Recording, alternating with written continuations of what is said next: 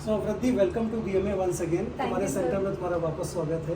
कैसा लग रहा है वापस आके? सर बहुत नॉस्टैल्जिक और बहुत अच्छा फील हो रहा है। अच्छा फील हो रहा है। सो अभी तुम्हारा एग्जाम तुम दे के आई हो? हाँ जी सर, अभी फर्स्ट ग्रुप में लेकर आई। फाइनल का फर्स्ट ग्रुप दे के आई, सेकंड क्लियर है? क्लियर हो गया। तो बहुत जल्दी हम सीए वृद्धि अग्रवाल बोलेंगे तुम्हें। हाँ जी सर। ग्रेट। मुझे याद आ रहा है तुम्हारा सीए इंटर में कानपुर सेकंड टॉपर रही थी ना? हाँ जी सर।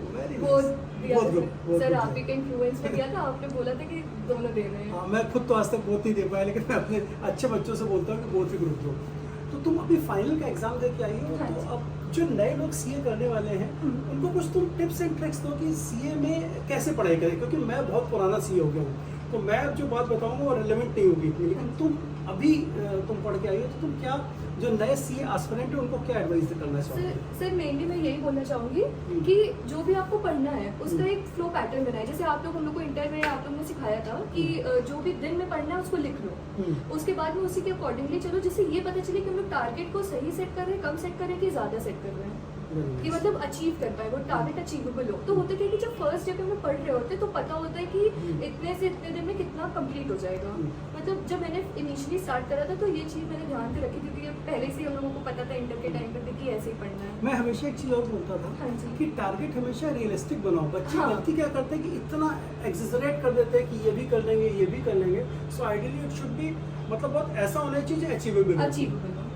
और सर एक चीज़ और थी कि जैसे आप लोग नहीं बोलते कि जब स्टार्टिंग से पढ़ते तो बहुत फोकस करके पढ़ते हैं, जब एंड तक आते आते तो वो फोकस बिगड़ जाता है। तो हमेशा जब मतलब सेकंड रिवीजन करिए तो पीछे से करना चाहिए, जिससे कि मतलब पीछे से जब करेंगे तो वो जो टॉपिक हमें थोड़े कम, हाँ वो कनेक्ट हो जाए। Very nice, very nice. अच्छा, जो तुम्हारी ट्रेनिंग चली है, ट्रेनिंग ड्यूरेशन कितना इम्पोर्टेंट है सीए में? ट्रेनिंग में तुमने क्या तुम्हारा एक्सपीरियंस है ट्रेनिंग? सर मुझे ऐसा लगता है कि 3 साल की जगह उसको ना थोड़ा कम कर देना चाहिए। कम करना हाँ चाहिए। जी। तो शायद तुम्हारी बात इंस्टीट्यूट सुन रहा है बहुत जल्दी, मुझे ऐसा लग रहा है कि चेंज होने वाला है, ये 2 साल का हो जाएगा। Very nice. तुम्हें कुछ याद है जब तुम यहाँ पे क्लास में पढ़ती थी, तो कुछ एक्सपीरियंस तुम अपना शेयर करना चाहोगी? सर जैसे मैं तो इंडिविजुअल सब्जेक्ट के बारे में भी कर सकती हूँ, लेकिन जैसे हम लोग टैक्स पढ़ते थे, तो टैक्स में मतलब प्रेजेंटेशन में बहुत मार्क्स मिलते हैं, प्रेजेंटेशन में कम भी होते हैं। तो जैसे आप बोलते थे कि जब 0 लगाओ तो भी उसको अलाइन करके लगाओ, कि मतलब एटलीस्ट एग्जामिनर को समझ में आए कि वो फिगर कहाँ से आई, कितनी उठ के आई है और तुमने कितना लिखा हुआ है। तो मतलब प्रेजेंटेशन पे मतलब बेस अगर स्ट्रॉन्ग हो जाए प्रेजेंटेशन का तो वो बहुत बढ़िया रहता है। अब लॉ में भी मैम ने एक एक चीज़ पे ध्यान रखने को बोला था कि जैसे इक्वल टू लगा है कि नहीं, वो ग्रेटर देन है कि नहीं। तो इससे ये होता है कि अगर एग्जाम में आता है कि 50 लैक्स है, अब हम लोग कंफ्यूज नहीं होंगे कि ग्रेटर देन में लगाना है कि इक्वल टू में लगाना है। इधर रिसेंट पास में मैंने देखा कि बच्चों का ऑनलाइन में बहुत रुझान हो रहा है। तो मैं तो फेस टू फेस क्लासेस लेता हूँ, 22-23 साल हो गए, ऑनलाइन में हूँ नहीं। तो क्या लगता है कि ऑनलाइन को अगर तुम कंपेयर करो ऑनलाइन और ऑफलाइन को, तो तुम्हें क्या लगता है कि क्या प्लस क्या माइनस ऑनलाइन के है जो फेस टू फेस के हैं? तुम्हारा क्या टेक है?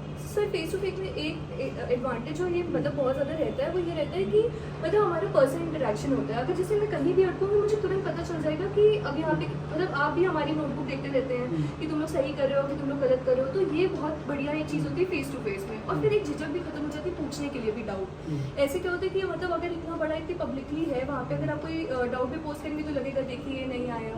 लेकिन जब एक पर्सनल इंटरेक्शन होता है टीचर से तो ज़्यादा बेटर होता है, वो कनेक्ट हो जाता है। मुझे ऐसा लगता है, आई मे बी रॉन्ग, कि ऑनलाइन में टीचर्स सब बहुत अच्छे हैं, सारे इंडिया लेवल के हैं, लेकिन कनेक्ट बहुत इंपॉर्टेंट है लर्निंग के लिए। अगर कनेक्ट नहीं है तो प्रॉब्लम है शायद। और सर दूसरी बात ये भी रहती है कि उसमें क्योंकि टाइम टेबल फिक्स है तो हम लोग सही टाइम पे भी आएंगे, उसमें लैग बहुत आ जाता है कि अब कल कर लेते हैं, अच्छा रात में कर लेते हैं, अच्छा सुबह कर लेते हैं, वो कभी कंप्लीट नहीं हो पाती है। और ऐसे ये होता है कि हम लोगों को एकदम पंक्चुअली पहुंचना है, पंक्चुअली 1 घंटे की क्लास होगी, ऐसे उसमें पॉज प्ले कर देंगे तो फिर वो बहुत लंबी खिंच जाती है। तो क्या प्लानिंग है सीए बनने के बाद? सर अभी तो मुझे तो इंडस्ट्री में ही जाना है। इंडस्ट्री में? हाँ जी। बिग 4 का ऐसा कोई चांस नहीं है? प्रैक्टिस तो चलो, wish you all the best for your future. Thank you sir, thank you.